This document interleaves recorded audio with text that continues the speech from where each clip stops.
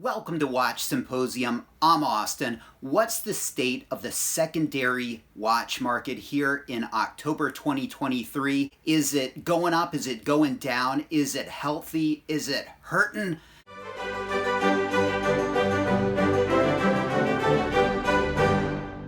All right, so we've got the hard data for you. This comes from the 2023 report from Morgan Stanley, and they've started doing reports on the state of the secondary watch market because people look at watches as investments and, if nothing else, stores of wealth. All right, the verdict is this third quarter of 2023, watch prices are down. Things are not going well. This applies to what they call the big three: Rolex, Patek, and AP. And prices this quarter of 2023 are down 5%, and that's worse than the first and the second quarter. The first quarter, prices were down 3%, the second quarter down 3%, and this quarter overall down 5%. So things are getting worse. Now, when it comes to Rolex, this quarter prices are down 4.6%, and overall this year, prices for Rolexes are down 12%. Now, this isn't good, and especially considering this is the sixth quarter of price drops. The peak was in May of 2022. Since that peak, for the last 6 quarters, prices have been dropping. Now, why? Why are we here? Well, they attribute it to two things: the professionals and speculators that laid out money during that upswing and overextended themselves and got too much inventory, and now they're trying to get rid of that inventory. And that's compounded with the uncertain monetary environment at present. Now, in the Morgan Stanley report, they write that there's no cause for alarm. I don't think they want people to panic, and they want to give a glimmer of hope, and they do this for 3 reasons. First of all, they point to prices 3 years ago, and they say prices 3 years ago were lower than prices are now, meaning prices are higher now than they were 3 years ago, right?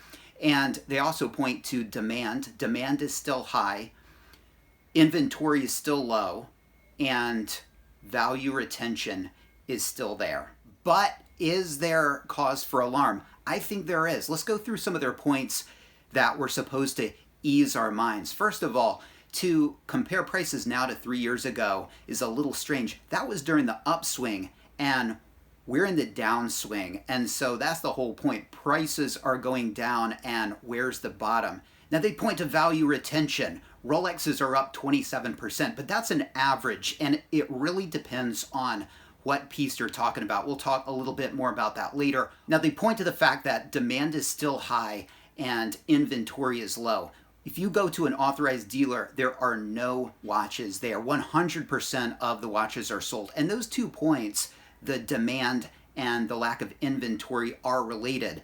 And as you see inventory appear, that demand is going to fall. Which brings me to this side point. I don't think we will ever see at least all of the watches in cases anymore. All right, I think the days of going in and seeing watches out might be over at authorized dealers, because that's a great marketing gimmick. Do you know the difference between a Datejust that has been out sitting for 5 days and out sitting for 5 minutes? Nothing, except in the mind of a potential buyer, in which everything is different.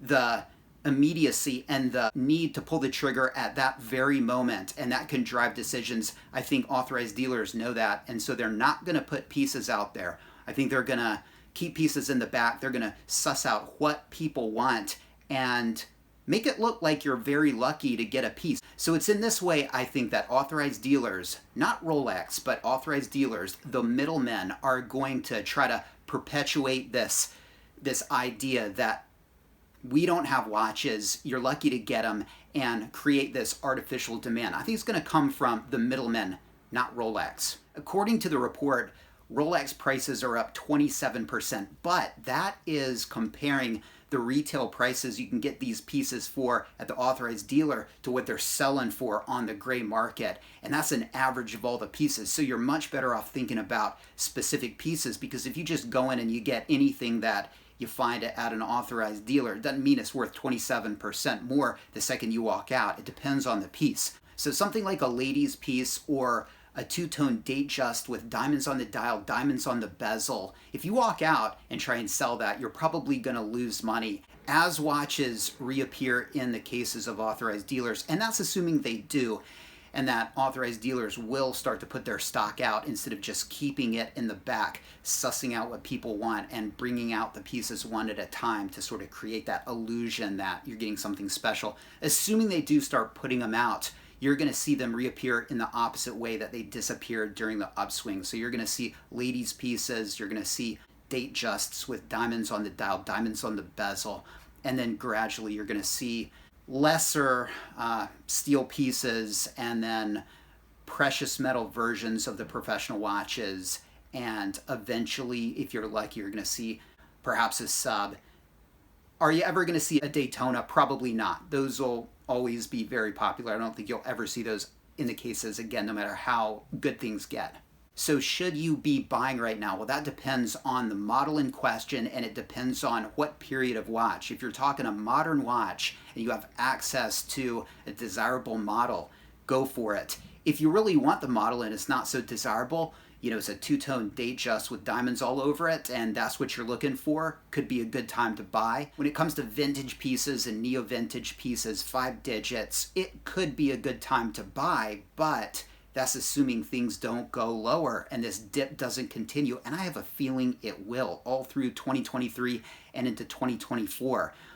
But assuming it doesn't, it could be a good time to go for sort of a unique anomalous piece. Rail dial pieces, stick dial GMTs, tiara coronet subs, Swiss only dial watches, full sets, box and papers. So I think it could be a good time to get pieces perhaps you've had your eye on, but keep in mind that it might be better off just waiting, and you can get perhaps any of these vintage and neo-vintage pieces cheaper in 2024. Now, should you sell? Well, assuming this dip continues and it never goes up, probably, but it's a bad time to sell, and it would have been better months ago, 2020 hindsight, right?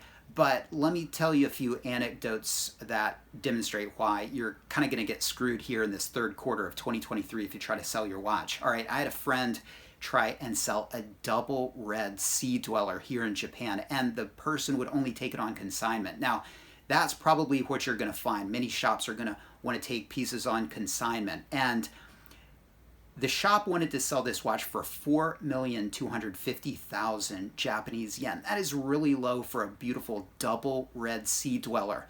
But there was no skin in the game for the seller. He just had to put the watch at a low price in the case and he could snag 10%. The only person that really paid the price for that low price would have been my friend, so he decided not to do it.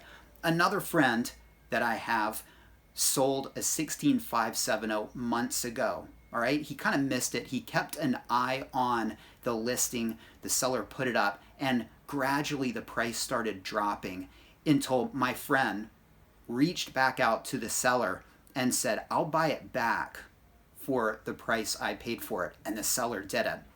That seller lost money on that watch. That seller had to pay for it to get to him and to send it back to my friend, but he was just happy to get rid of it. It goes to show you that it's not the time to sell right now. All right, so there you go. Very interesting report. Now, in my opinion, things are a lot more dire than Morgan Stanley makes out. And we might have seen the fever break, and we might be experiencing the end of the end. And if you start to see two-tone Datejust, diamond dial Datejust ladies pieces in the cases at authorized dealers, that is a huge sign that the house of cards is falling. In fact, next time you're at an authorized dealer, inquire about those pieces. See if they're keeping them in the back, all right? Because that means that they are keeping pieces in the back and that they're just waiting for someone to ask about those models. And who's asking about them? Because you can't flip them and make a buck, all right?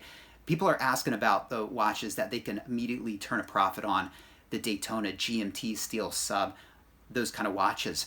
So that could be an interesting experiment, and you can let me know if they pull out some of these not so desirable modern pieces. Also, keep in mind that Rolex has plans to open another factory. So in the future, the production of modern pieces is only going to increase, and that's going to have an impact as well. So has the bubble popped? Is it all over?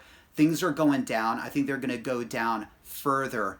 But the question is, are they ever going to go back up? And when it comes to the modern pieces, I think you have to be very careful. When it comes to the older pieces, the vintage pieces, the neo-vintage pieces, pieces that they aren't making anymore, I think those are a lot safer at present to have your hands on. Let me know what you think. Take care. Thanks for watching. See you next time.